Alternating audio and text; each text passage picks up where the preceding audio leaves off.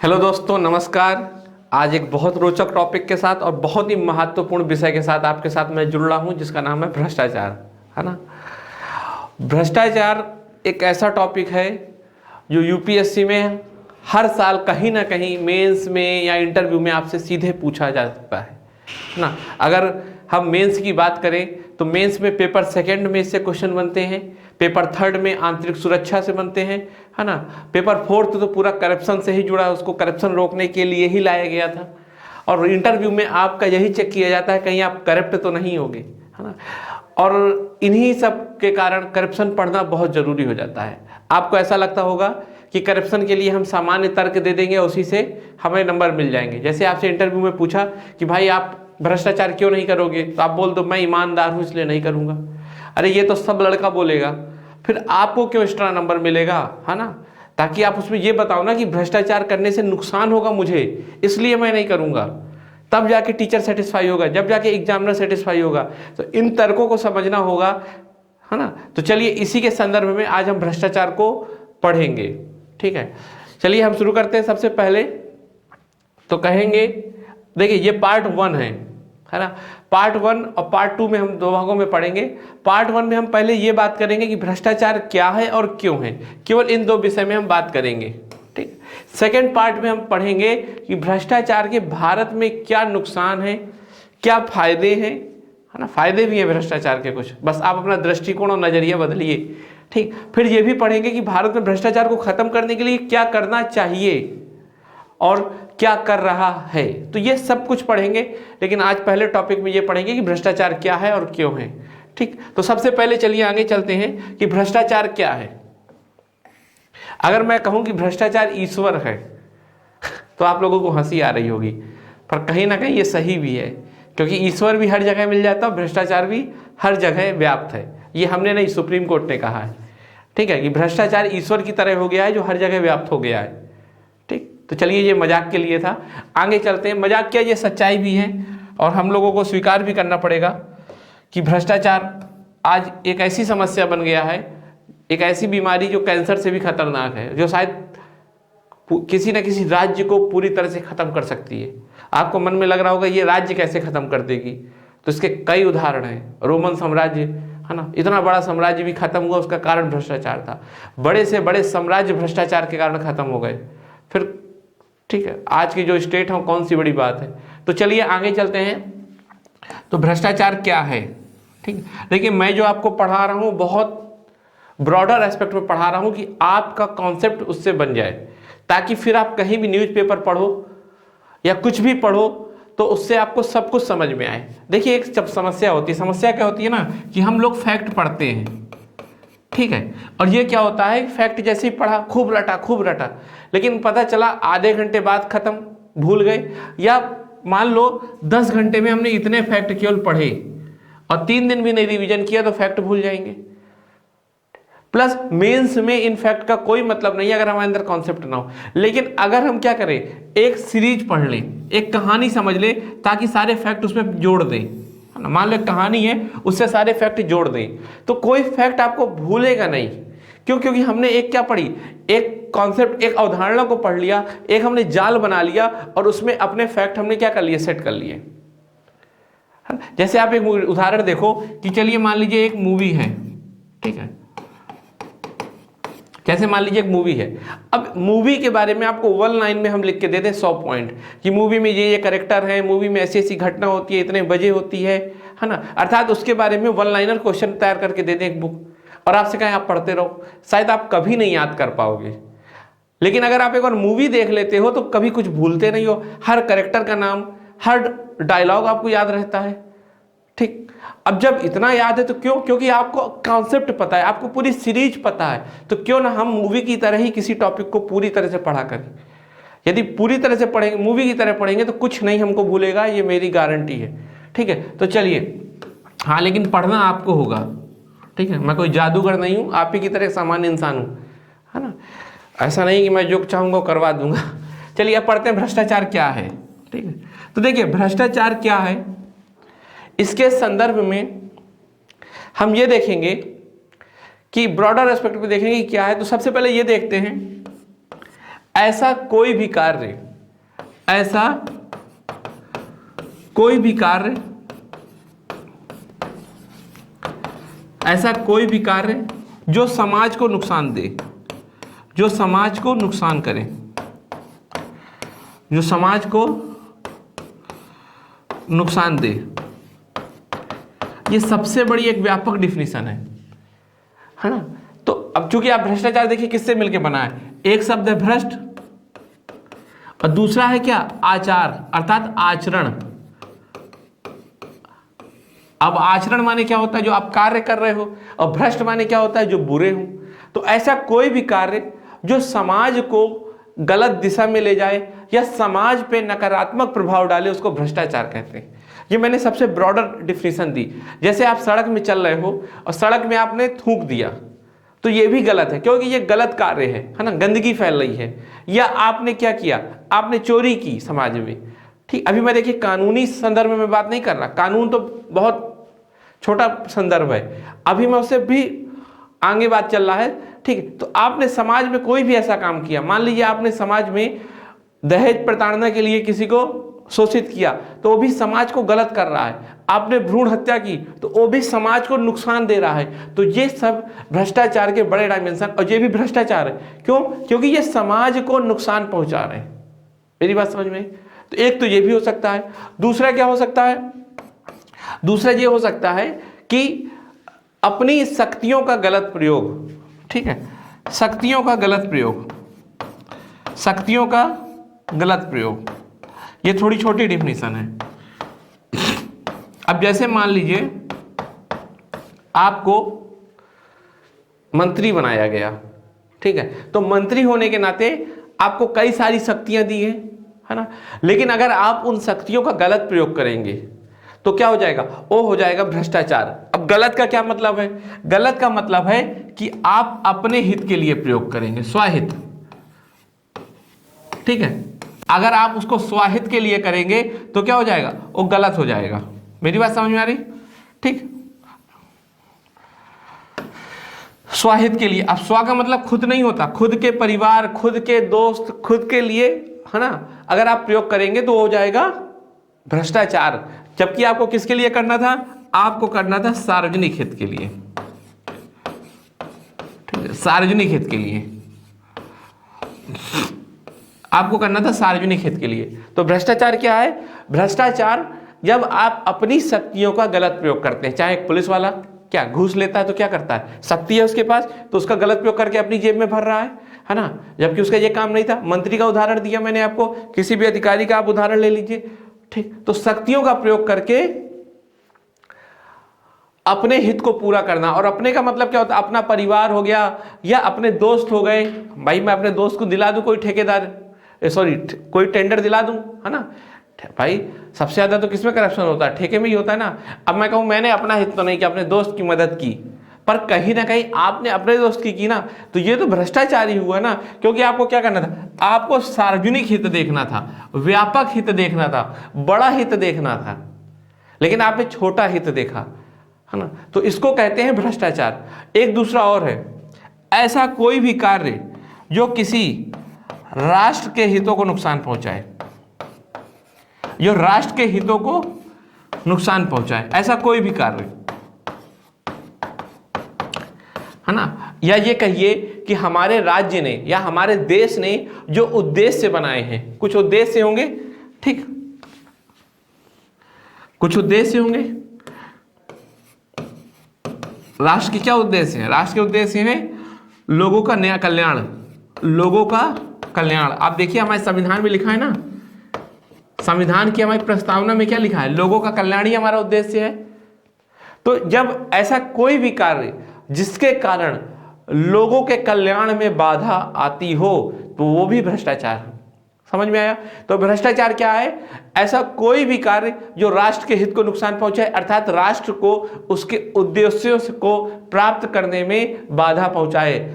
समझ में आई बात? तो इसे कहेंगे आप क्या? ये भी भ्रष्टाचार है। जैसे आप मान लीजिए पैसे नहीं ले रहे, ठीक है, घूस नहीं कर रहे, पर मान लीजिए काम ही धीमे कर रहे हैं, है ना। ऑफिस में लेट गए, काम कर रहे हैं, बड़े आलस के साथ काम कर रहे हैं, तो ये भी भ्रष्टाचार है।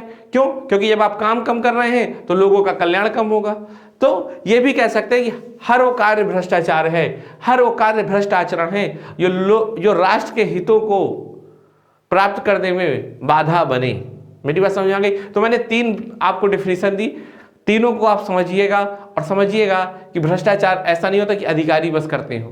भ्रष्टाचार ऐसा नहीं जो सार्वजनिक कंपनियां करती हो, भ्रष्टाचार प्राइवेट कंपनियां भी करती हैं, भ्रष्टाचार हम और आप भी करते हैं कई मामलों में, जब हम ऐसा कोई भी कार्य करते हैं जो समाज को बुरा हो। ठीक, तो चलिए आगे समझते हैं कि भाई भ्रष्टाचार का कारण क्या है भारत में, क्यों आखिर भारत में इतना भ्रष्टाचार फैला हुआ है ना। हम लोग तो अच्छे लोग हैं, लेकिन क्यों इतना भ्रष्टाचार करते हैं भाई, समझ में नहीं आता। ऐसा तो है नहीं, इसका कोई ना कोई कारण होंगे, और एक दो नहीं कई कारण हैं। इसी कारण हम जो भ्रष्टाचार संबंधित इंडेक्स है ना, करप्शन इंडेक्स है, उसमें हमेशा पीछे रहते हैं। आखिर हम क्यों नहीं आगे आ रहे? क्योंकि कई कारण हैं हमारे जो भ्रष्टाचार को खत्म नहीं होने दे रहे। मन में कई आपके सवाल आ रहे होंगे, क्या कभी भारत करप्शन फ्री बनेगा, है ना। आखिर हम क्यों करते हैं भ्रष्टाचार? क्या भ्रष्टाचार अच्छा होता है? ये सब कई सारे सवाल हैं, इनके जवाब आपको धीरे धीरे मिलेंगे। लेकिन हाँ, एक बार जवाब मिल गए तो फिर भ्रष्टाचार से कोई भी क्वेश्चन बने फिर आपको उसमें कोई फंसा नहीं पाएगा। तो चलिए, हाँ, लेकिन गारंटी बस ये कि आप भी समझ रहे हो।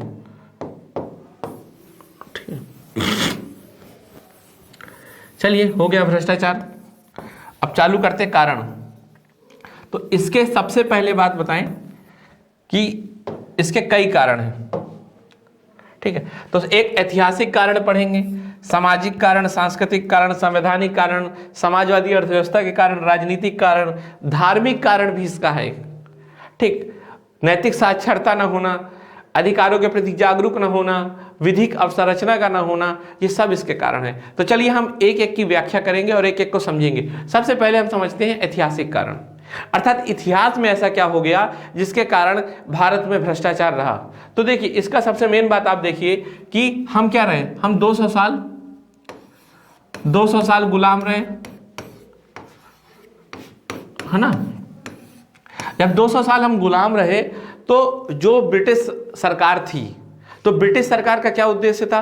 ब्रिटिश सरकार का उद्देश्य था ज्यादा से ज्यादा राजस्व को कमाना, है ना, ज्यादा से ज्यादा राजस्व करना, जबकि उसका कहीं लोक कल्याण करना नहीं था। उसका काम था केवल राजस्व कमाना। आपको पता होगा कि जब भी अकाल पड़ जाता था, अर्थात खाने तक को नहीं होता था, तब भी लोग वहां से राजस्व उतनी ही मात्रा में निकाल लेते थे जितना पहले निकालते थे। आप समझ जाइए कितनी बुरी हालत होगी। तो इसी कारण हम लोगों ने ऐसी संस्था बनाई, आजादी के समय ऐसी संस्थाएं बनाई जिनका काम क्या होता था, जिनका काम केवल ब्रिटिश के लिए राजस्व एकत्र करना होता था, ना कि लोगों का कल्याण करना। अर्थात ऐसी संस्था बनाते थे हम, ऐसे इंस्टीट्यूट बनाते थे जो लोगों से कहीं भी जुड़ा नहीं होता था, है ना। जैसे उस समय की मान लीजिए एक संस्था ले लीजिए पुलिस। तो पुलिस क्या थी?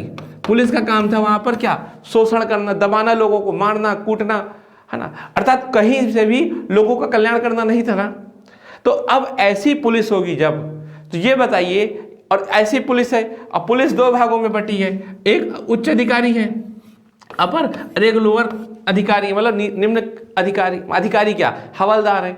अब जो ये हवलदार हैं इनको तनख्वाहें बहुत कम मिल रही है, सैलरी बहुत कम मिल रही है, ये तो पता ही था। तो ये क्या करेंगे, और सैलरी कम मिल रही है तो ये जनता से क्या करते थे, एकत्र करते थे, उसी को कहते थे करप्शन, है ना। जनता से घूस लेते थे। और घूस क्यों लेते थे? क्योंकि इन्हें तो अधिक पैसा मिल नहीं रहा था, ठीक है, इन्हें पैसा नहीं मिल रहा था, इसलिए ये अपनी जेब भरने को क्या करते थे, घूस लेते थे। और चूंकि इनके खिलाफ कोई शिकायत नहीं कर सकता था, क्योंकि उस वहां की सरकार का उद्देश्य ये थोड़ी था कि वहां के लोगों का कल्याण करे, अगर उनके साथ गलत हो रहा तो सुने, इनसे कोई मतलब नहीं है। वहां की सरकार कहती थी तुम्हें जो करना करो, घूस लेना घूस लो, मारना हो मारो, लेकिन हमें केवल राजस्व चाहिए।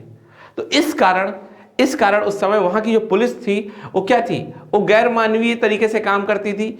और जो पुलिस के नीचे का तबका था, है ना, जो वहां हवलदार तबका था, वो खूब पैसे लेता था जनता से, क्योंकि उसको भी अपना जीवन सुधारता था, तो खूब पैसे लेता था। सरकार कोई सैलरी दे नहीं रही थी, क्योंकि ये सब भारतीय होते थे। और सरकार, आपको पता ही है कि जो ब्रिटिश सरकार थी वो भारतीय जो अधिकारी होते थे या जो भारतीय सार्वजनिक कर्मचारी होते थे उनको बहुत कम तनख्वाहें मिलती थी।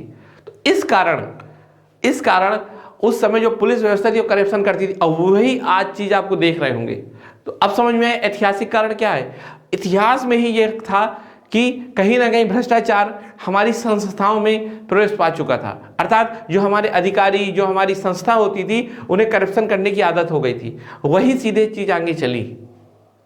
ठीक, तो ये एक कारण है सबसे बड़ा ये कारण है भारत में भ्रष्टाचार का। तो इस तरह आपको एक ऐतिहासिक कारण के तौर पे पता चलेगा कि भ्रष्टाचार हम लोगों के डीएनए में भी आ चुका था। ठीक है, आगे चलते हैं। ठीक है, दूसरा कारण क्या है भ्रष्टाचार का? सामाजिक कारण।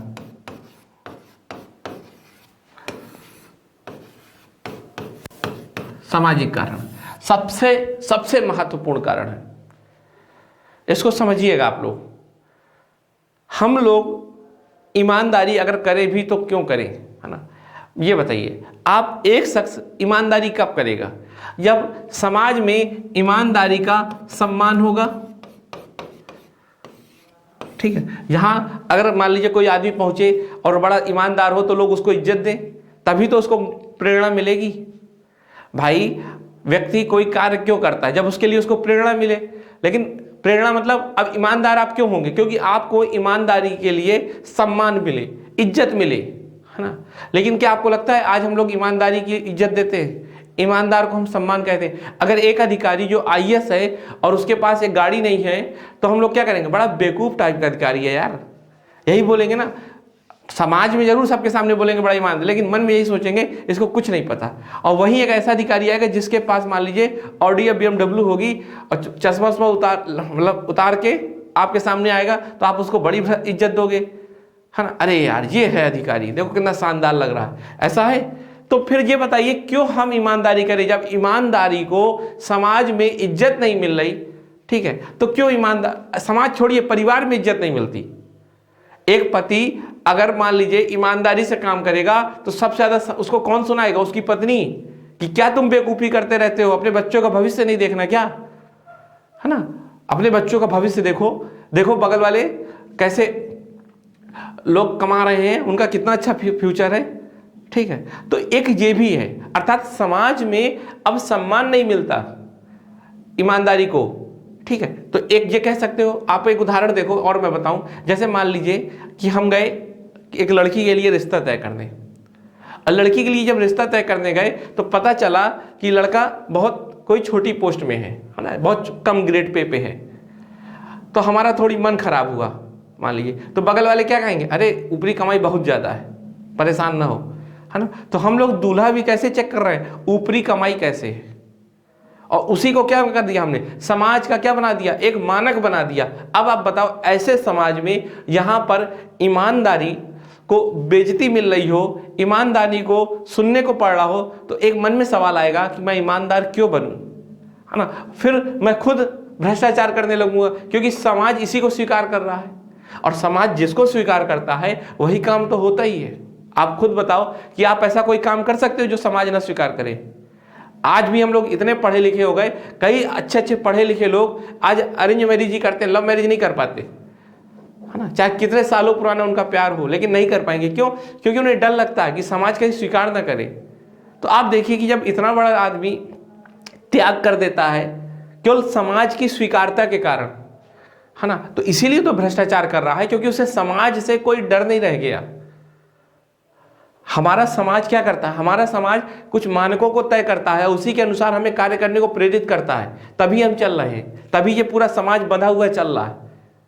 ठीक है, बात समझ में आई? तो ये समाज तय करता है। अब आप देखिए, खाप पंचायत है मान लीजिए, ठीक, वो क्या, वो भ्रष्टाचार में तो कोई सजा नहीं सुनाएगी, लेकिन अगर आपने अंतरजातीय विवाह कर दिया तो आपको जला के मार दिया जाएगा। या अन्य कोई भी समाज, मैं एक समाज विशेष समाज की बात नहीं कर रहा, मैं हर समाज की बात कर रहा हूं। तो समाज में जब ऐसा कल्चर आ गया है, जब समाज ने इसको क्या कर दिया है? स्टेटस बना दिया है ना, स्टेटस। अब आप देखिए व्हाट्सएप में स्टेटस, अगर आपने स्टेटस नहीं लगाया अधिकारी हो गए 4 व्हीलर के साथ, तो आप अधिकारी नहीं हो, है ना? आपने एक मतलब अच्छे रेस्टोरेंट का स्टेटस नहीं लगाया तो मतलब आपकी जिंदगी बेकार है, यही तो है ना? तो भाई सबसे महंगे रेस्टोरेंट में खाना खा रहे हो, वहां फोटो लगा दोगे तो भाई ठीक है, आईफोन के साथ फोटो लगाओगे, एक होता ना आईफोन स्टाइल, सेल्फी ऐसे लो कि आईफोन का उसमें लोगो आ जाए, तो ये सब क्या है, ये सब समाज ने क्या किया है, मानक बना दिए। अब ऐसे अगर समाज मानक बना देगा, यहाँ ईमानदारी को कोई इज्जत नहीं मिलेगी, तो कोई शायद ईमानदार नहीं रहेगा। तो ये हमारी सामाजिक कमी है। अब आपको समझ में आ रहा है, भ्रष्टाचार कोई आर्थिक समस्या नहीं है, आर्थिक समस्या के साथ साथ सामाजिक समस्या है। अगर भ्रष्टाचार आर्थिक समस्या होती तो शायद अमीर लोग भ्रष्टाचार नहीं करते, क्योंकि वो तो पैसे वाले हो गए अब। लेकिन बड़े से बड़े आदमी, अरबपति, करोड़पति भी भ्रष्टाचार कर रहा है। क्यों? क्योंकि उसको पता है कि अब समाज में ये स्वीकार्य है, इसको क्या, स्मार्ट है। जब आपने स्मार्ट होने की परिभाषा बदल दी, जब आपने ईमानदारी को सम्मान देना बंद कर दिया, तो फिर आप उस समाज से कैसे उम्मीद करते हैं कि वहां कोई ईमानदारी अधिकारी पैदा होगा? तो एक सामाजिक समस्या है। ये पॉइंट सामान्यतः कहीं नहीं मिलता, लेकिन आपको इसको स्वीकार करना होगा कि भारत में सामाजिक रूप से हमने ईमानदारी को बेइज्जती करना चालू कर दिया और भ्रष्टाचार को हमने सम्मान देना चालू कर दिया। और जिसको समाज स्वीकार करेगा, सम्मान देगा, वही तो आगे बढ़ेगा। इस तरह आप कह सकते हो कि भ्रष्टाचार का एक बड़ा कारण उसकी सामाजिक स्वीकार्यता है ना। जब तक हम उसकी सामाजिक स्वीकार्यता को नहीं कम करेंगे, हम समाज के मानक नहीं बदलेंगे, तो शायद कोई आदमी ईमानदार बनने के लिए प्रेरित नहीं होगा। और जब ईमानदार बनने के लिए प्रेरित नहीं होगा, तो हम उसको क्या कहेंगे? हम उसको दोष नहीं दें, अपने समाज को दोष दें। अर्थात भ्रष्टाचार एक सामाजिक समस्या है। दूसरा कारण, ठीक है, चलिए एक एक कारण को समझते जाए। कहाँ गए? ऐतिहासिक कारण मैंने बता दिया। इतिहास में जो ब्रिटिश काल की संरचनाएं थी, वो भ्रष्टाचार को प्रेरित करती थी, क्योंकि वहां के लोगों को पैसे मिलते नहीं थे और जनता का शोषण करती थी और जनता शिकायत कर नहीं सकती थी। दूसरा सामाजिक कारण मैंने आपको बता दिया। सामाजिक कारण भी कि समाज ने क्या किया, समाज ने उसको स्वीकारता दे दी है, समाज ने उसको स्वीकारता दे दी है। इस कारण सांस्कृतिक कारण, अर्थात ऐसा क्या हुआ हमारी संस्कृति में परिवर्तन कि भ्रष्टाचार बढ़ने लगा। तो इसका एक उदाहरण देखिए। पहले क्या होता था? पहले होता था सादा जीवन उच्च विचार। ये हमारी संस्कृति थी ना, सादा जीवन उच्च विचार। इसका क्या मतलब था? इस लाइन का क्या मतलब था? इस लाइन का यही मतलब था कि व्यक्ति को अपनी कम से कम जरूरतों में जीना चाहिए। हम इसीलिए तो गांधी को महान कहते हैं, है ना। हमारे जितने भी संत हुए, क्या 4 व्हीलर में चले क्या? आज के संत नहीं हो, है ना। गौतम बुद्ध, महावीर, जितने भी बड़े बड़े संत हुए, गांधी हुए संत, है ना, विवेकानंद संत हुए, तो ये क्या 4 व्हीलर में चलते थे कि मोबाइल आईफोन लेके चलते थे? नहीं ना। जितनी कम से कम जरूरतें थी उनको पूरा करते थे और विचार बहुत उच्च रखते थे। लेकिन अब जो संस्कृति है वो क्या है? सादे विचार और उच्च जीवन। अर्थात हमारा जो जीवन होना चाहिए ना, उसमें 4 व्हीलर भी हो, बंगला भी हो, ठीक, और मतलब जितना ज़्यादा हम उपभोग कर सकें, मेरी बात समझ आई, जितना ज़्यादा हम भौतिक वस्तुओं का उपभोग कर सकें वो अच्छा है, ठीक है। भौतिक वस्तु का उपभोग, मेरी बात समझ में आई आपको कि नहीं? पहले ये होता था कि आपका जो जीवन है उसमें भौतिक वस्तुओं को कम से कम रखना है, अर्थात मोबाइल फोन, कार, बंगला, ठीक है, कपड़े, ये सब कम से कम रखो, है ना। और इसी को समाज में सम्मान मिलता था, क्योंकि ये उस समय की संस्कृति थी। लेकिन हमारी अब संस्कृति क्या हुई? क्योंकि वैश्वीकरण हुआ, हमने देखा लोग, तो हम भी सीखे, तो हमने क्या किया? हमने भी भौतिक वस्तुओं का उपभोग करना चालू कर दिया। हम ज़्यादा से ज़्यादा अब उपभोग करते हैं, है ना। उपभोक्तावादी संस्कृति हो गई अब, उपभोगवादी संस्कृति। आप जितना ज़्यादा उपभोग करते हो आपको उतना अच्छा माना जाएगा। पहले एक कहावत थी, है ना, एक कहावत का एक दार्शनिक कथन है कि मैं विचार करता हूं इसलिए मैं इंसान हूं। मतलब इंसान की परिभाषा इससे तय होती थी कि वो विचार करता है, वो सोचता है ना, उसके पास विचार होते हैं, उसके सोचने की एक क्षमता होती है जो जानवरों में नहीं है ना। तो ये कहा जाता था कि इंसान जानवरों से इस कारण अलग है क्योंकि उनके अंदर विचार करने की एक क्षमता है। लेकिन आज की डेट में क्या होगा? मैं उपभोग करता हूं इसलिए मैं इंसान हूं। अर्थात मानक ही बदल गए हमारे इंसान होने के। आप देखिए, जो जितना ज्यादा उपभोग करेगा उसे उतना विकसित बोलते। तो मुझे एक बात बताइए, जब लोग उपभोग करेंगे तो लोगों को खर्चा भी करना पड़ेगा, और खर्च कहां से करेंगे? खर्च करेंगे पैसों से ही, और उसके लिए ज्यादा से ज्यादा पैसे की जरूरत होगी। अर्थात अब क्रेडिट सिस्टम आ गया कि भाई पैसा हो या ना हो तुम उपभोग करो। यही तो है। पहले हमारे यहाँ बचत का कल्चर था, लेकिन अब खर्च करने का कल्चर बन रहा है। क्रेडिट कार्ड, पैसा हो या ना हो डजंट मैटर। अब जब आप बिना पैसे के खर्च कर लोगे तो आपके ऊपर एक दबाव पड़ेगा ना कि आपको पैसा वापस भी करना है, तो आप क्या करोगे? गलत काम करोगे। तो यही होगा करप्शन। तो क्यों हो रहा है करप्शन? क्योंकि करप्शन हो रहा है कि अब समाज में सादा जीवन उच्च विचार नहीं है, अब क्या है? सादा विचार हो और उच्च जीवन हो। समझ रहे? तो जब समाज के हमारे मानक बदल रहे हैं, हमारी संस्कृति का मानक बदल गया, क्रेडिट कार्ड ही हमारी अब संस्कृति अगर हो गई है, तो हम ज्यादा से ज्यादा भाई खर्च करेंगे तो उधार लेंगे। मतलब क्रेडिट मतलब क्या होता है? जेब में पैसा ना हो लेकिन चीजें खरीद लो। अमेजॉन में देख लो बिना EMI के, है ना। फ्लिपकार्ट में देख लो, ये सब क्या कितना प्रमोट कर रहे हैं और हम लोग लेने भी लगे हैं। तो ये क्या करेगा जब हम ये लेने लगे? क्योंकि अभी हम लोग विकासशील हैं। विकासशील मतलब अभी हम लोगों की उतनी इनकम तो नहीं है, और जब इनकम नहीं है लेकिन खरीदारी कर ही रहे हैं, शौक बढ़ रहे हैं हमारे। जब हमारे शौक बढ़ रहे हैं, शौक कौन बढ़ा रहा है? बाजार, बाजारवादी संस्कृति शौक बढ़ा रही है, लेकिन इनकम तो नहीं बढ़ रही ना। तो फिर हम क्या करेंगे? हम गलत तरीके अपनाने लगेंगे और उसी के कारण होता है भ्रष्टाचार। तो मेरी बात समझ में आई?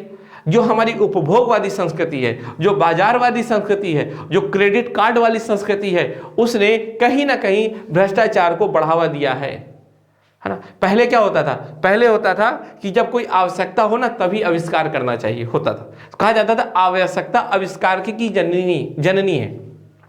पर आज क्या हो गया? आज बिल्कुल उल्टा हो गया, है ना। आज आविष्कार हो जाता है तो आवश्यकता बन जाती है। जैसे हमारे पास फोन है, तब भी अगर एक नया कोई मॉडल आ गया फोन का तो हमें वो लेना ही लेना है ना। तो पहले आविष्कार हुआ, फिर हमारी आवश्यकता बन गई। कौन बना रहा है? ये बाजार बनाती है ना। दिन भर देखिए टेलीविजन में ऐड आता रहता है, दिन भर आपके फोन में ऐड आता रहता है, तो कहीं ना कहीं आपको तो प्रभावित करेगा ही हो भाई। इतना ऐड में अगर सरकार कह रहा हूं सॉरी, कंपनियां इतना पैसा क्यों खर्च करती हैं? इसीलिए करती हैं कि आपका कल्चर बदले, है ना। तो इस तरह आपको इस बात को समझना होगा कि जो उपभोक्तावादी संस्कृति है, जो बाजारवादी संस्कृति है, कहीं ना कहीं उसने हम लोगों के जो जीवन जीने के तरीके को बदल दिया। अब हम ज़्यादा से ज़्यादा उपभोग करने को सोचते हैं, ज़्यादा से ज़्यादा हम कंज्यूम करने को सोचते हैं। तो भाई कंज्यूम करने के लिए, है ना, भौतिक वस्तुएं, ठीक, तो क्या होगा? उसके लिए पैसे चाहिए, वो भी क्रेडिट कार्ड भी देख लीजिए आप। तो पैसे जब लगेंगे तो भाई हमें देना भी पड़ेगा, तो कहाँ से कहाँ करप्शन आएगा ही। ठीक, तो इस तरह आपको समझ में आ गया होगा कि करप्शन का एक कारण क्या है? भौतिकवादी या सांस्कृतिक कारण है, इसको संस्कृति बोलते हैं ना। आगे चलते हैं संवैधानिक कारण। अब आप कहोगे संविधान से भ्रष्टाचार का क्या संबंध? तो मैं ये नहीं कह रहा कि संविधान ने भ्रष्टाचार को बढ़ावा दिया, पर यह जरूर कहूंगा कि संविधान ने ऐसे प्रावधान नहीं किए जिससे भ्रष्टाचार रुक सकता था। अब कहेंगे कैसे? तो मैं कहूंगा जिस तरह भारत ने चुनाव आयोग बनाया जो निष्पक्ष चुनाव करा रहा है भारत में, जिस तरह भारत ने UPSC का गठन किया तो अच्छे अधिकारियों का चयन हो रहा है ना। UPSC आज भी एक संस्था ऐसी मानी जाती है जहां करप्शन नहीं है।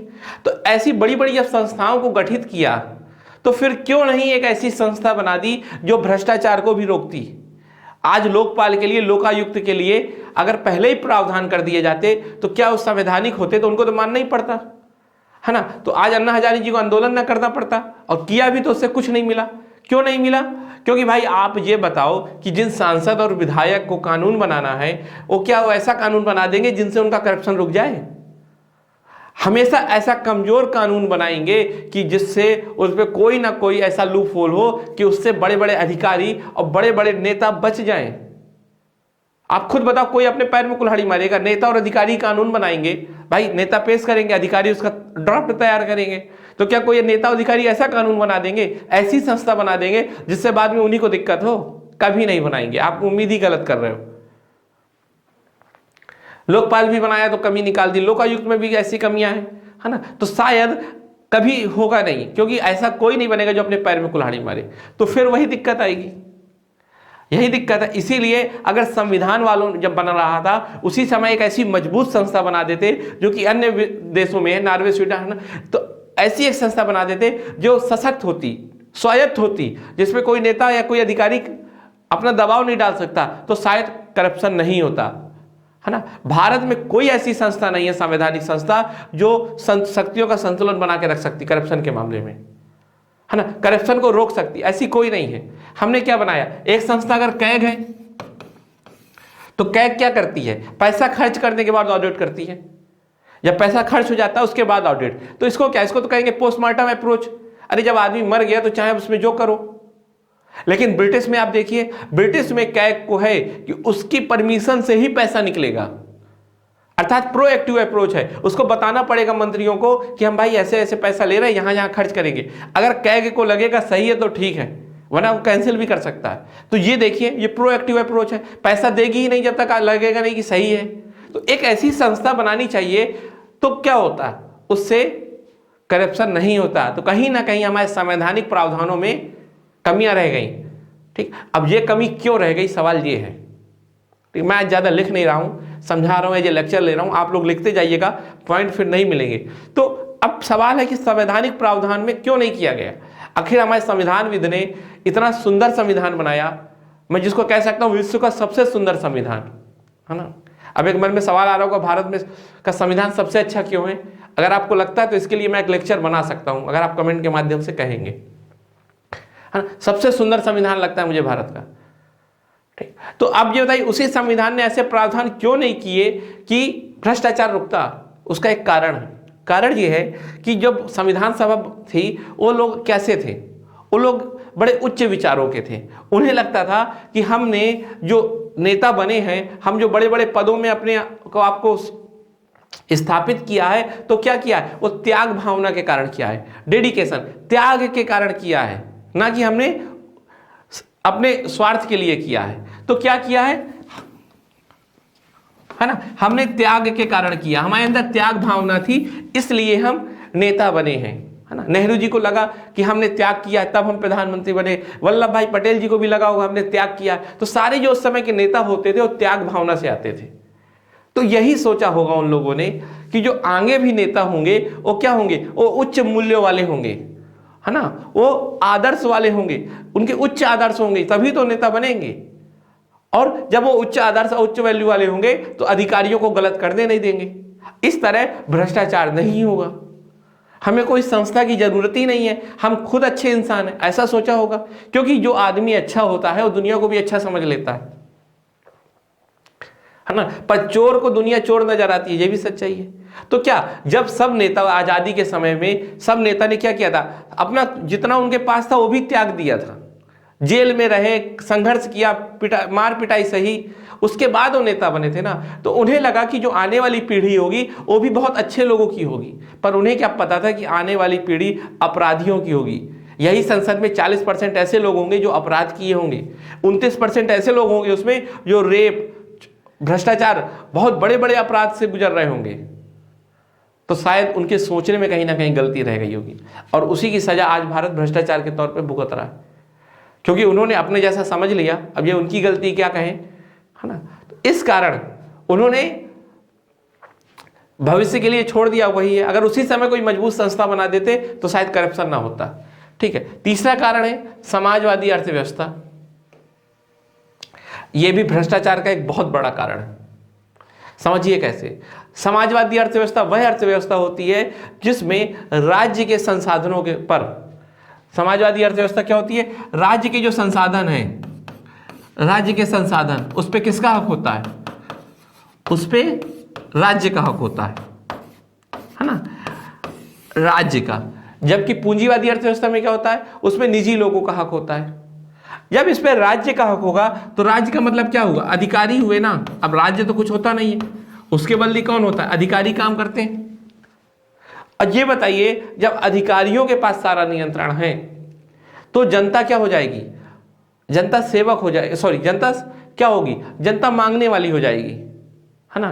क्योंकि कोई भी काम कराना तो अधिकारी के पास जाना है, तो फिर अधिकारी जब क्या हो गया, ताकतवर हो गए। इससे हम एक तरफ तो कह रहे हैं क्या, हम भारत के लोग अर्थात हम सबसे शक्तिशाली नागरिक हैं, हमारे पास सारी शक्तियां हैं, पर वास्तविक रूप से हमने क्या किया, संसाधनों पे हक किसको दे दिया, संसाधनों पे हक दे दिया हमने अधिकारियों को। और जब अधिकारी के पास सारा हक है तो भाई अधिकारी क्या करेंगे, अधिकारी वही करेंगे जो करते चले आ रहे थे, शोषण। हमने अधिकारियों को बदला भी नहीं, उनकी ट्रेनिंग भी वैसे ही मिल रही है, आज भी वो राजा की तरह ट्रेनिंग ले रहे हैं अब, और उम्मीद करते हो जनता के लिए काम करेंगे, है ना। ये तो पॉसिबल नहीं है। तो हमने क्या किया, हमने समाजवादी अर्थव्यवस्था अपनाई जिसमें संसाधनों पे किसका हक दिया, हमने संसाधनों पे हक दिया किसका, सरकारी अधिकारियों का। राज्य मतलब सरकारी अधिकारी। अब वो सरकारी अधिकारी कोई भी काम करेंगे तो उसके लिए क्या मांगेंगे, पैसा। इसी को कहते हैं लाइसेंस वाला टाइम, है ना। लाइसेंस लेना पड़ता था जो भी काम करना हो, क्यों कि सब अधिकारी से पूछ के ही करेंगे। अधिकारी से पूछना मतलब लाइसेंस लेना, वरना एक शब्द और यूज करते होंगे, इंस्पेक्टर राज, है ना। इंस्पेक्टर राज, इंस्पेक्टर राज का क्या मतलब है कि बहुत कड़े नियम बना दिए थे, कहीं भी छापा मार के अधिकारी फाइन लगा सकता था।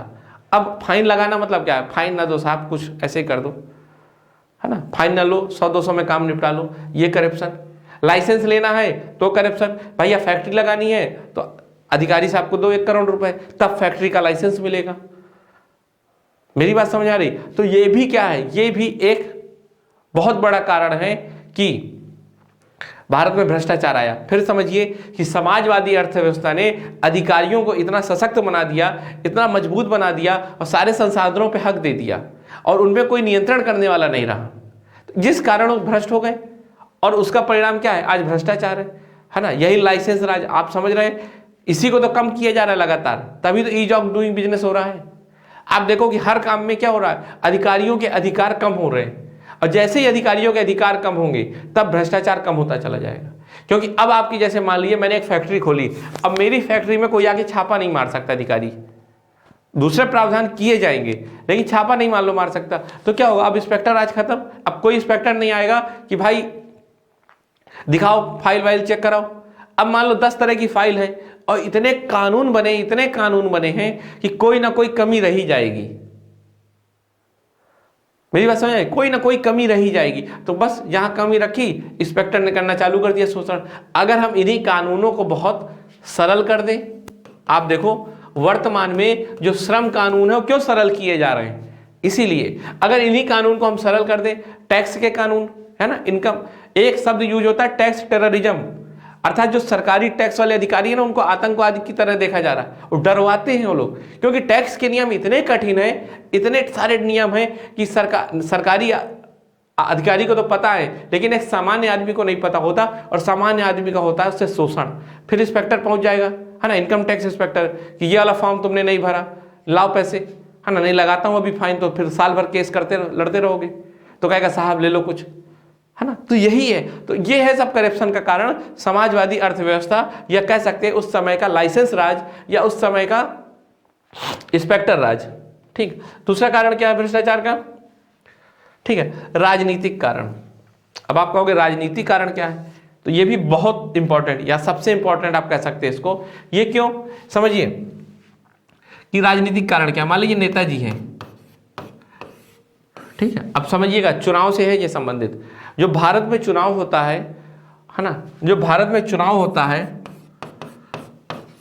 वो किस पे पूरा निर्भर करता है, धन में, है ना, जिसको कहते हैं धन बल। भारत में सबसे महंगे चुनाव होते हैं। ऐसे तो है कि 70-80 लाख रुपए लिमिट है मान लीजिए एक सांसद की, खर्च कई करोड़ करने पड़ते हैं, है ना। आपने देखा होगा कई करोड़ रुपए खर्च करने पड़ते हैं, मतलब एक सामान्य आदमी चुनाव लड़ नहीं सकता। 10-10, 20-20, 30-30 करोड़, एक टिकट ही 1-1 करोड़ का मिल जाता है कभी कभार। कुछ पार्टियां जो टिकट बेचती हैं, है ना, तो 1 करोड़, 2 करोड़, 3 करोड़ का टिकट, 5 करोड़ का टिकट, बहुत महंगे टिकट। अभी तो शायद मुझे कम पता है ना। तो भाई ये बताइए, जब चुनाव किससे, अब चुनाव है, चुनाव किससे होता है, पूरा का पूरा धन बल, देखा, हजारों रैलियां करनी पड़ती है। जब चुनाव पूरा धन में होगा, और धन किसका लगता है, खुद का, जो चुनाव लड़ रहा है, नेताजी का ही, है ना, या उसकी पार्टी का, राजनीतिक दल भी पैसा देते हैं। तो आप मुझे ये बताओ कि जब चुनाव में इतना पैसा लगना है, तो जब नेता इतने पैसे खर्च करके आएगा, जब इतना पैसा खर्च करके आएगा तो पैसा कमाएगा भी तो। अब वो क्यों आ रहा है, अगर मान लीजिए मैं जाऊंगा कहीं और 70-80 करोड़ खर्च कर दूंगा, तो भाई मैं उससे ज्यादा कमाऊंगा भी। तो अब क्या हो गया, अब राजनीति क्या हो गई, एक बिजनेस बन गई, इन्वेस्ट करो उससे ज्यादा लेके जाओ, उसमें नागरिकों का हित कोई मतलब ही नहीं रह गया। अब क्या हो गया, अब बिजनेस करो और जाओ। और चुनाव भी हमारे किस पे, धन बल पे हो रहे हैं, पूरे जाति पे आधारित हो रहे हैं। जब जाति पे आधारित होंगे, धन पे आधारित होंगे, तो कोई कुछ नहीं पूछेगा विकास हो रहा है कि नहीं हो रहा, भाई हमारी जाति का हम वोट देंगे। और सब पढ़े लिखे लोग भी ऐसे ही करते हैं, तो ये बताइए, आप उम्मीद करते हो? नहीं ना।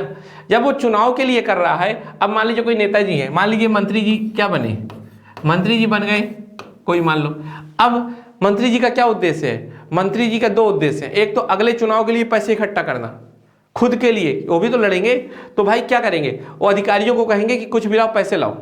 अब मान लीजिए गृह मंत्री जी हैं, है ना, या शिक्षा मंत्री है, वित्त मंत्री है, वो अपने से नीचे अधिकारियों को क्या कहेगा, पैसा आना चाहिए वरना तुम्हारा ट्रांसफर कर दूंगा, है ना, कहीं भेज दूंगा गाँव में। तो अधिकारी क्या कहेगा, अपने नीचे वाले अधिकारी को कहेगा, नीचे वाले अधिकारी अपने नीचे वाले अधिकारी को कहेगा। तो भाई हवलदार क्या करेगा, वसूली करेगा, तो ऊपर दरोगा साहब को देगा, दरोगा साहब इंस्पेक्टर साहब को देंगे, इंस्पेक्टर साहब एसपी साहब को देंगे, एसपी साहब आईजी साहब, डीआईजी साहब, मुख्यमंत्री, मुख्यमंत्री पहुंचेगा हर जगह। अपने लिए भी प्लस पार्टी को भी पैसा देना ही नहीं। क्यों? पार्टी भी तो खर्चा करती है, वरना फिर बाद में अगली बार पार्टी ही नहीं चुनाव जीतेगी तो क्या होगा। तो इन पे ये भी दबाव है कि हमें पार्टी के लिए खर्चा करना है। जैसे मान लो कि कोई गठबंधन की सरकार बनी, तो गठबंधन की सरकार आप देखो कि जो दूसरे दल होते हैं ना, वो कौन सी पोस्ट की मांग करते हैं, किस मंत्री की मांग करते हैं, जो सबसे ज्यादा कमाई वाला पद हो। क्यों? अब जैसे सबसे ज्यादा देखो रेल मंत्री की मांग होती थी, रेल मंत्री की। अगर मान लो कि गठबंधन की सरकार बनी, मतलब बीजेपी के साथ या कांग्रेस के साथ किसी ने गठबंधन किया और सरकार बन रही है, तो क्या कहा जाता था, हमें रेलवे का पद चाहिए। क्यों? रेलवे के पद से कमाई बहुत ज्यादा होती है। और ये कमाई क्यों? क्योंकि फिर वही मंत्री, मान लीजिए कि एक सरकार बनी मान लीजिए, और वहां से फिर उसमें जो गठबंधन की दूसरी छोटी पार्टी थी, उस पार्टी ने, मान लीजिए मेन पार्टी है और ये छोटी पार्टी, अब इस पार्टी को क्या रेल मंत्री मिल गया, तो ये पार्टी क्या है, इस जो मंत्री है, ये मंत्री क्या करेगा, बहुत ज्यादा भ्रष्टाचार। क्यों? क्योंकि ये जिस पार्टी का है उसको भी तो पैसे देने हैं, है ना, ये जिस पार्टी का है उस पार्टी को भी तो पैसे देने हैं। मान लो, अब मान लीजिए लालू जी थे, है ना, मैं केवल हंसी मजाक के तौर पे, वैसे तो उनका भ्रष्टाचार का आरोप तय हो चुके कई मामलों में। अब लालू जी रेल मंत्री बने थे, ठीक, किसी भी सरकार में, तो क्या करते थे, अपनी पार्टी के लिए भी तो पैसा बचा रहे हैं, क्योंकि ये पार्टी भी तो आगे चुनाव लड़ेगी ना बाद में, और साथ में क्या मंत्री पद में है तो कमाई कर रहे हैं, और इसी को क्या करेंगे, बाद में अपना इकट्ठा कर लेंगे, खुद के लिए भी और खुद की पार्टी के लिए, है ना। तो इसी कारण रेल मंत्री की बहुत मांग होती थी, जो छोटे छोटे पद, जो छोटे छोटे गठबंधन की में सहयोग करने वाले दल होते थे, है ना, कि ज्यादा से ज्यादा। तो अब जब मंत्री हमारा भ्रष्ट होगा तो अधिकारी भ्रष्ट होंगे। तो ये क्या हो गया, साठ गांठ बन गई थी अधिकारियों की और मंत्रियों की। और जब एक दूसरे को भ्रष्टाचार को दोनों प्रमोट कर रहे हैं, तो उम्मीद किससे कर रहे हैं आप, उन्हीं को भ्रष्टाचार कम करना है जो भ्रष्टाचार सबसे ज्यादा कर रहे हैं। तो शायद हम उम्मीद कर रहे हैं, ये हमारी मूर्खता है ना। आगे चलते हैं। तो ये है एक चुनाव सुधार। अगर चुनाव सुधार होते हैं ना, तो भ्रष्टाचार पे रोक लगाई जा सकती है, क्योंकि काला धन रुक जाता है ना। तो आप ये भी कह सकते हो कि भ्रष्टाचार और चुनाव में भी सीधा संबंध है। जिस दिन मैं आपको चुनाव सुधार पढ़ाऊंगा, उस दिन ये जरूर बताऊंगा कि कैसे भ्रष्टाचार चुनाव सुधार के लिए और चुनाव सुधार भ्रष्टाचार के लिए संबंधित है ना। जैसे ही भ्रष्टाचार खत्म होगा, चुनाव सुधार हो जाएगा, और जैसे ही आप चुनाव सुधार करेंगे तो भ्रष्टाचार कम हो जाएगा। आगे चलते हैं, ठीक है। फिर क्या कारण है, मैंने आपको राजनीतिक कारण बता दिए, है ना। एक और कारण है राजनीतिक में। राजनीतिक में कारण क्या है, पहले के जो नेता होते थे वो जमीनी नेता होते थे, है ना। पहले के जो दल होते थे उनके अंदर लोकतंत्र होता था। अगर मान लीजिए बीजेपी है, कांग्रेस है, तो उनके अंदर भी लोकतंत्र होगा। कौन सांसद कौन बनेगा, कौन मंत्री बनेगा, कौन विधायक बनेगा, ये सब अंदर चुनाव से तय हो, अंदर चुनाव होते थे उनके, है ना। अब जब अंदर चुनाव होंगे तो क्या होगा, अच्छा आदमी ही तो बाहर आएगा।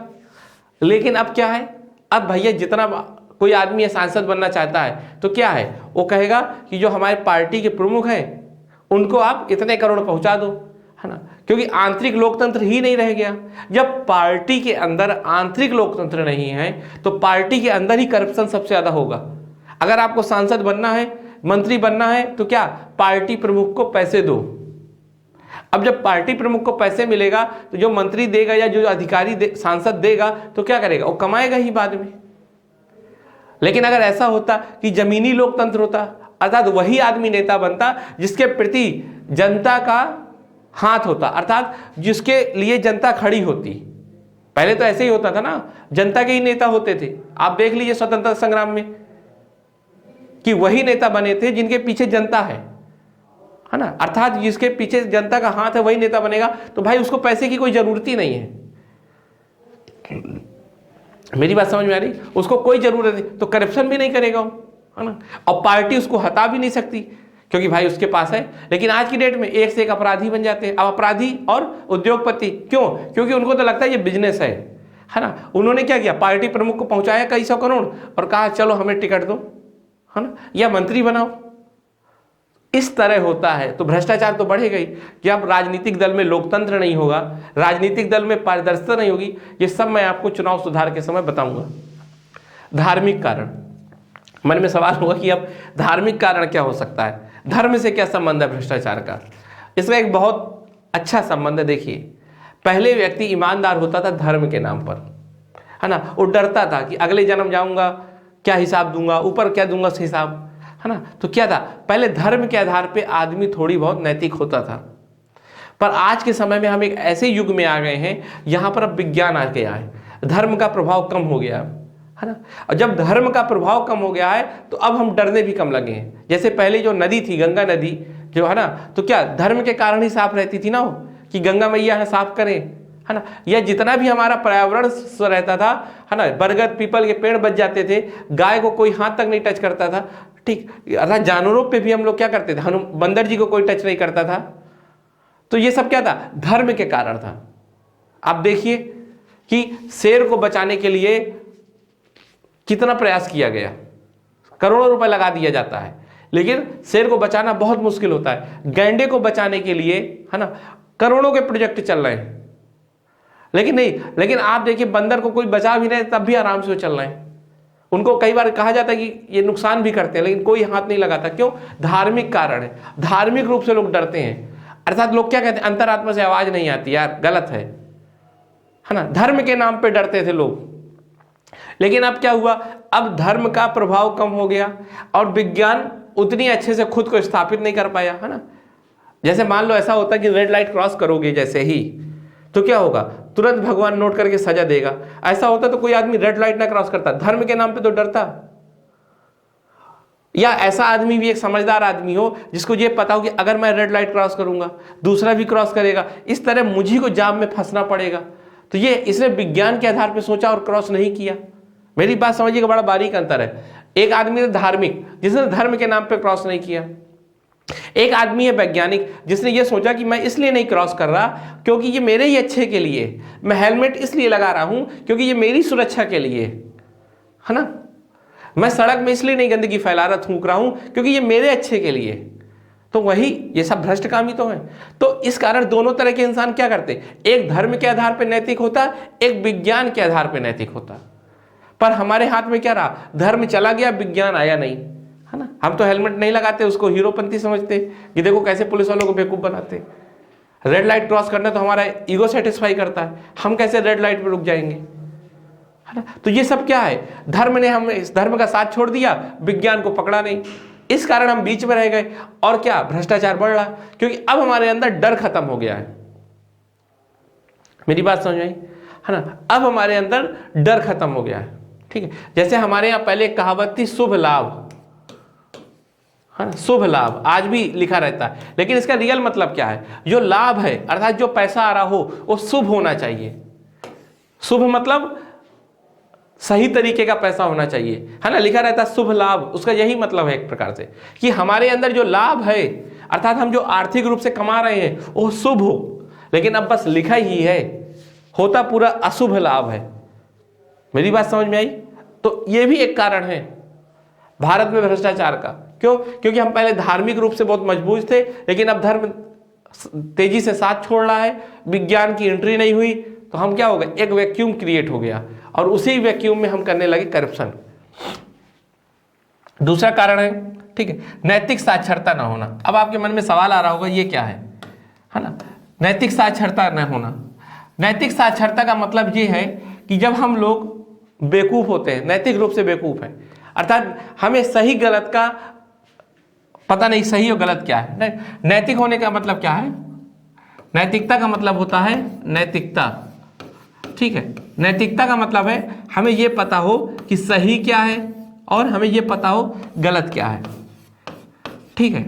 और जब हमें इस चीज की जानकारी नहीं होगी कि सही क्या है गलत क्या है, तो हम उसको बोलते हैं नैतिक रूप से अनपढ़, है ना। अर्थात नैतिक रूप से हम साक्षर नहीं है, नैतिक रूप से अनपढ़ हैं, जब हमें सही और गलत का पता नहीं है। अब आपके मन में सवाल आ रहा होगा, क्या बात कर रहे हैं आप, सही और गलत कैसे नहीं पता होगा, सबको पता होता है।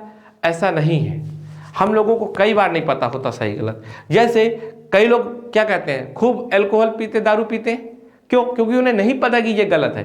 अब दो तरह से चीजें समझिएगा आप, पता होना उसका व्यवहार में होने का अंतर होता है ना। जैसे मान लो सबको पता है कि एक दिन मर के चला जाना है, पैसे वैसे कमाने का कोई मतलब नहीं है, लेकिन क्या हुआ, सब कमाते हैं, तो ये केवल एक जानकारी है, फैक्ट है, जबकि हमारे व्यवहार में नहीं है। मैं यहां व्यवहार की बात कर रहा हूं, ठीक है। वैसे ही आप देखो कि मोदी जी के पहले सबको पता होता था कि गंदगी खराब है, लेकिन फेंक देते थे सड़क पे। तो जब मोदी जी ने स्वच्छता अभियान चलाया तो क्या किया, उन्होंने हमारे व्यवहार में भी उसको ला दिया। और इसी को क्या हमने क्या कहा, हम क्या हो गए, हम सामाजिक रूप से ज्यादा साक्षर हो गए, है ना। या कहिए कि स्वच्छता के प्रति हम ज्यादा साक्षर हो गए। अब हमें स्वच्छता पता है कि क्या होती है, और हमारे जीवन में भी उतर आया। अब जैसे पहले ही मैं फेंक देता था, लेकिन अब मेरे कहीं से डस्टबिन देखना पड़ता है, क्योंकि अब हमारे व्यवहार में परिवर्तन हो रहा है ना। लेकिन यही चीज है भ्रष्टाचार के संबंध में, पता तो है, लेकिन हम लोगों के व्यवहार में नहीं पता कि ये कितना गलत होता है भ्रष्टाचार, है ना। अब भ्रष्टाचार लोगों को लगता तो अच्छा होगा, पर वाकई ये गलत है। क्यों गलत है? जो आदमी भ्रष्टाचार करता है वो क्या दिन भर तनाव में रहता है, कहीं कोई जांच ना हो जाए, कहीं कुछ ना हो जाए। जो आदमी भ्रष्टाचार करता होगा उसे ये लगता होगा कि मैंने अपना फायदा कर लिया, पर क्या वो सही है? आप मुझे ये बताओ कि ये एक तालाब है, तालाब में कई सारी मछली हैं, है ना। चलिए मान लो मछली है, ठीक। अब मान लीजिए एक मछली ये है, ये मछली सोचे कि मैं कुछ गलत कर दूं, है ना, और इस तालाब का नुकसान होगा, वो इस तालाब का नुकसान होगा, मेरा नहीं, है ना। मान लो इसके पास पैसा आया, इस मछली के पास, और इससे कहा गया कि तुम तालाब में सफाई करा दो, ये पूरा पैसा खा गई अपने लिए, और ना, और इसने अपने लिए एक अच्छा सा कपड़े वपड़े फोन वोन खरीद लिया। एक काल्पनिक कहानी है, ठीक है। अब क्या होगा, इसने ये तो अपनी समझदारी से किया कि मैंने अपने लिए अच्छा किया, पर जब ये बताइए अब तालाब गंदा रहेगा तो क्या ये मछली सुरक्षित रहेगी? ये मछली को नुकसान होगा, क्योंकि उसे कहाँ रहना, उसी तालाब में रहना है। मेरी बात समझ में आई? तो इस कारण आप कह सकते हो क्या, ये मछली नैतिक रूप से साक्षर नहीं थी, इसे वाकई नहीं पता कि सही गलत क्या है, ये इसको अभी सही समझ रही है, वो इसी के लिए गलत है। जैसे मान लो मैं हूं और मैं पीडब्ल्यूडी का अधिकारी हूं, है ना, और मैं पीडब्ल्यूडी का अधिकारी हूं और एक पुल मुझे पास करना है। मुझे अधिकारी होने के नाते मैं गया, मैंने देखा कि पुल बड़ा खराब बन रहा है, ये कभी भी गिर सकता है, ठीक। मेरे बगल ही में था पुल, तो मैंने क्या किया, वहां के ठेकेदार को बुलाया, मैंने कहा ये तुरंत मैं अभी तुम्हें जेल में डालता हूँ। अधिकारी ने ठेकेदार ने कहा साहब कुछ ले लो। मैंने कहा ठीक है लाओ 40 लाख रुपए, 40 लाख दे दिया उसने। तो मैंने कह दिया पुल अच्छा है, इसको चालू कर दो, साइन कर दिए मैंने। अगले ही दिन उस पुल के नीचे मेरा लड़का जा रहा था, है ना, काल्पनिक लड़का है, अभी नहीं है, ठीक है। तो मान लीजिए पुल गिर गया, मेरा लड़का मर गया, तो क्या हुआ? यही ना, क्योंकि अभी हमने क्या, हम लोग बहुत संकीर्ण सोचते हैं। हमें यह नहीं पता होता कि जिस समाज के साथ हम गलत कर रहे हैं उसी समाज के हम हिस्सा हैं। यदि हम समाज के साथ गलत करेंगे तो हमारे साथ भी गलत होगा। अभी हम लोग क्या होते हैं, बस अपने आप को सुरक्षित समझते हैं। मान लो एक गड्ढा है ना, और उस गड्ढे के लिए पैसा भी आया है, लेकिन हमने क्या बना पड़ा रहने दो, गड्ढा है क्या दिक्कत है, हमारा क्या जा रहा है ना। लेकिन मान लो उसी गड्ढे में किसी दिन हमारा कोई परिचित गिर गया था, है ना। अगर मान लो हम उस गड्ढे के प्रति जागरूक होते और जो उसके लिए जिम्मेदार होता उसको कहते, तो उस अधिकारी के ऊपर दबाव तो पड़ता। लेकिन कहीं होता है ऐसा, तार ढीले हैं बिजली के, कोई कई मूवी आप इसमें देखोगे। इसमें एक इरफान खान की बहुत शानदार मूवी है पुल वाले में, देखिए कैसे करप्शन होता है ना। तो यही चीज है ना, उसमें क्या हुआ, उसमें हमने क्या किया, हमने खुद को बहुत संकीर्ण रूप से सोचा, अर्थात हमें ये खुद नहीं पता कि हमारे साथ क्या सही क्या गलत है। हम अपने आप को कोई एक ऐसा प्राणी बना लेते हैं कि हमें कुछ गलत होगा ही नहीं, जबकि आप उसी समाज का हिस्सा हो जिस समाज के साथ आप धोखा दे रहे हो। और जो काम समाज के लिए बुरा है वो काम आपके लिए जरूर बुरा होगा। बस एक बार जरा बड़ा ध्यान लगा के सोचो। साथ में ये भी कि करप्शन कहीं ना कहीं मानसिक तनाव देता है और आपके जीवन को क्या करता है, कमजोर करता है ना। तो ये सब हम लोगों को नहीं पता, क्यों? क्योंकि हमारी शिक्षा में ही नहीं है ये सब। अगर हमें बचपन से ये सब व्यवहारिक रूप से समझाया जाए, जैसे व्यवहारिक रूप से ये समझाया जाता है कि अब कूड़ा फेंकना खराब है ना। अब हम क्या सोचने लगे, पहले के लोग क्या होते थे, पहले के लोग होते थे जो मतलब अपर कास्ट और लोअर कास्ट में बटे होते थे, और अपर कास्ट वाला बच्चा भी लोअर कास्ट को टच नहीं करता था। क्यों? क्योंकि उसको सिखाया जा रहा है, पढ़ाया जा रहा है। फैक्ट नहीं, फैक्ट अलग होता है ना। मैंने उदाहरण बता दिया, लेकिन हम उसको पढ़ा रहे हैं, सिखा रहे हैं। और बाद में क्या होता था, जब वो बड़ा होता था तो वो भी कट्टर हो जाता था, अपर कास्ट किसी को टच नहीं कर। तो अगर हम यही बात बचपन से भ्रष्टाचार के लिए भी सिखाएं कि ये आपके लिए बुरा होता है, बुरा होता है, और भी व्यवहारिक समझाएं। हमारी शिक्षा प्रणाली की ये कमी है कि वो सिखा ही नहीं पाती कुछ चीज। हम क्या करते हैं, हम मशीन बनाते हैं आज भी। हम एक ऐसा इंसान नहीं बनाते जिसके अंदर सोचने की क्षमता ज्यादा हो, हम बस उसे फैक्ट रटना बताते हैं। ठीक, आप खुद देखो यूट्यूब में ऐसे ऐसे वीडियो रट लो, है ना, कभी भूलोगे नहीं, वो सबसे ज्यादा फेमस होते हैं। कहीं ना कहीं हमें रटने की आदत पड़ गई है, हम समझते नहीं है, ये हमारी कमी है ना। तो वही सब चीज बारे में क्या निकलता है कि हमें भी नहीं पता कि क्या सही क्या गलत है। इसी कारण भ्रष्टाचार बढ़ रहा है। एक और कारण है, हम अपने अधिकारों के प्रति जागरूक नहीं है। हमारे साथ गलत हो रहा होता है तब भी हम चुप रहते हैं, और इसी का मौका पाके जो लोकतंत्र है, लोकतंत्र में तो हमारे अधिकार सबसे मेन है ना, लेकिन तब भी हमारा शोषण क्यों होता है, हम सहते जाते हैं। जब हम अपने अधिकारों को लेकर जागरूक हो जाएंगे, हमें पता होगा कि हमारे क्या अधिकार है। हमें पता होना चाहिए कि हम जो ऑक्सीजन ले रहे हैं उसमें कहीं क्या नहीं होना चाहिए, सफाई होनी चाहिए, कहीं उसमें गंदगी नहीं होनी चाहिए, है ना, अर्थात स्वच्छ वायु मिले। तो क्या होगा, हम दबाव डालेंगे किसमें, अधिकारियों में, अधिकारी डालेंगे नेता में, और फिर उसके लिए काम होगा। पैसा तो आएगा, लेकिन चूंकि हम जागरूक नहीं है, कोई भी खा जाएगा वो पैसा। तो भ्रष्टाचार के कारण ये भी है। तो मैंने आज आपको भ्रष्टाचार के प्रमुख कारण बताए। उम्मीद करता हूं कि आपको समझ में आया होगा। साथ में ये भी उम्मीद करता हूं कि कमेंट के माध्यम से आप मुझे प्रोत्साहित करेंगे कि हाँ समझ में आया, है ना, क्योंकि मुझे ऐसा ना लगे कि मैं भैंस के आगे बीन बजा रहा हूं। और साथ में भ्रष्टाचार के क्या फायदे हो सकते हैं और क्या नुकसान हो सकते हैं, इस पे सोचिएगा। और भ्रष्टाचार कैसे कम हो सकता है इस पे भी, और नेक्स्ट क्लास पे हम इस पे चर्चा करेंगे। और जब आप पढ़ के आओगे, मैं पढ़ के आऊँगा, तो दोनों लोग बातें करेंगे और अच्छा ज्ञान प्राप्त करेंगे। मैंने कहा कि मैं कोई एक टीचर, कोई एक अध्यापक नहीं हूँ, आपका दोस्त हूँ, आपका भाई हूँ, है ना। बस मेरा ये मन है कि जो सपने मैंने देखे, कुछ ना कुछ बाधाएं आई होंगी, रुके हैं, तो आपके भी पूरे हो, मेरे भी पूरे हो, है ना। तो चलिए मिल के आगे बढ़ते हैं। नमस्कार।